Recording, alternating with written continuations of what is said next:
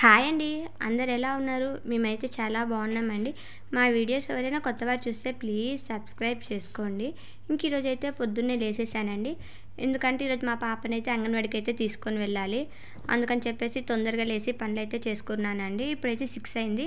అయినా కానీ చూడండి ఎండ అయితే వస్తుంది. రోడ్లు అయితే ప్రశాంతంగా ఉందండి. హాలిడేస్ ఇచ్చారుగా పిల్లలకి. అందుకని అందరూ బాగా లేట్గా లేస్తున్నారు అనుకుంటా. ఇప్పుడైతే నేనైతే దొండకాయ ఫ్రై అయితే చేస్తున్నాను. ఇంకా తెల్లన్నం, ఇంకా చింతకాయ పచ్చడి అయితే చేసామండి. మా అత్తయ్య మా మామయ్య వీళ్ళైతే బాక్స్ తీసుకొని పనికైతే వెళ్ళిపోయారు.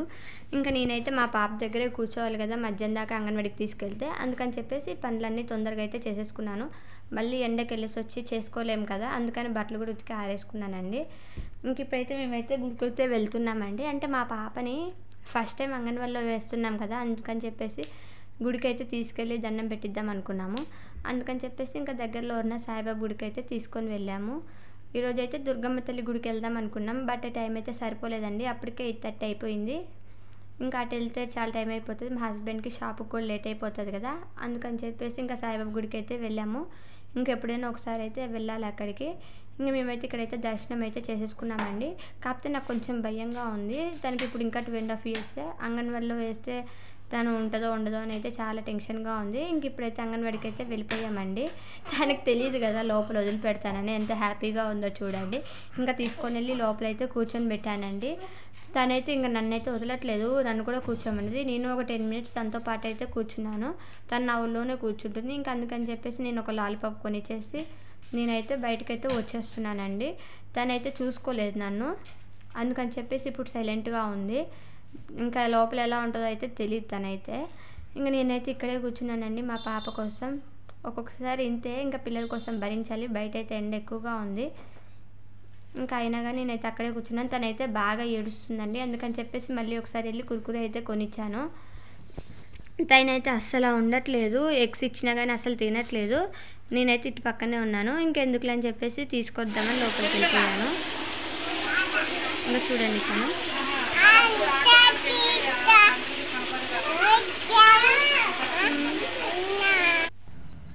అయితే ఇంటికి వచ్చేసాక అయితే తనైతే పాపం పడుకుందండి. పాపం ఎండకి వెళ్ళేసి వచ్చింది కదా, ఇంకెప్పుడు నన్ను వదిలిపెట్టి ఉండలేదు కదా, బాగా ఏడ్చింది. అందుకని నిద్రపోతుంది తనైతే. మా పాప అయితే ఇప్పుడు లేచిందండి. చూడండి పాపం స్కూల్కి వెళ్ళి అలసిపోయి వచ్చింది. చెప్పు ఎక్కడికి వెళ్ళావు? చెప్పు. ఐస్ క్రీమ్ తిన్నాక వెళ్ళినావా? ఏమేం చేసినావు అక్కడ? ఎట్లా ఏడ్చినావు మరి? ఎందుకు ఏడ్చినావు నువ్వు? బొమ్మ కోసం ఏడ్చినావు. ఇక్కడ కూర్చోబెట్టి. పాపం అయితే ఎండకైతే వెళ్ళింది కదా, తలంతా ఎండిపోయింది. నూనె అంటే ఏడుస్తుంది, కొబ్బరి నూనె అంటే పెట్టించుకోదు. ఇంకా నీట్గా అయితే జడైతే వేసానండి. అక్కడ జరిగిన విషయాలు అయితే చెప్తుంటాను.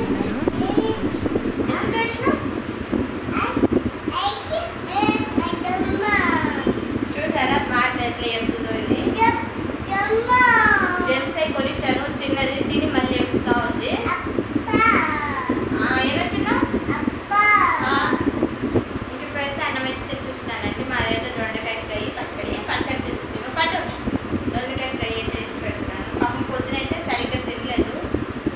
ఎట్లుంది? ఎట్లా చెప్పు. సూపర్ ఉందా? చెప్పు.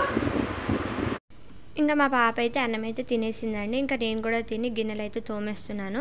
మధ్యాహ్నం అయితే మాకేం ఎక్కువ గిన్నెలు ఉండవు. నేను మా పాప గిన్నెలు మాత్రమే ఉంటాయి. అంటే అన్నీ మేము పొద్దునే తోమేస్తాం కదా.